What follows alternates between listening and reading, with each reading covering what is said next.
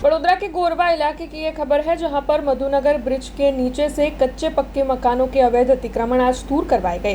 दरअसल वडोदरा शहर में विभिन्न इलाकों में अवैध अतिक्रमण बढ़ गए हैं, जिसकी वजह से ट्रैफिक नियमन सुचारू रूप से नहीं हो पाता है और लोगों को आवाजाही में दिक्कतें होती है।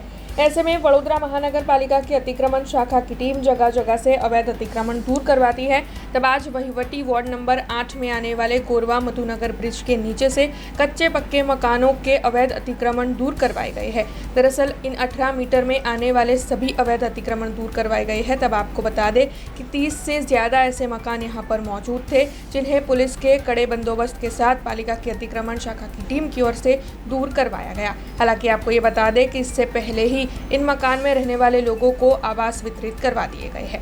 वहीवटी वोर्ड नंबर 8 में समावेश विस्तार गोरवा मधुनगर ब्रिज ने नीचे अंबेवाड़ी 55 टीपी 55 ए 18 मीटर टीपी रस्तो रेलवे लाइन ने समांतर टीपी रस्तानी अंदर 37 જેટલા યુનિટ છે, કાચા પાકા મકાન છે, દુકાન છે, શેડ છે, તેને દૂર કરવાની કાર્યવાહી ચાલુ છે। ગોરવા પોલીસ સ્ટેશનનો સ્ટાફ, ટીપી ડિપાર્ટમેન્ટ, ધમાલ શાખાની ટીમ, fire, medical, street light, GB सभी डिपार्टमेंट ने साथे राखी टीपी 55 18 मीटर टीपी रस्तानी अंदर आवता दबाणो दूर करवानी कार्यवाही चालू। हाँ, मकानों 37 જેટલા यूनिट क्या है।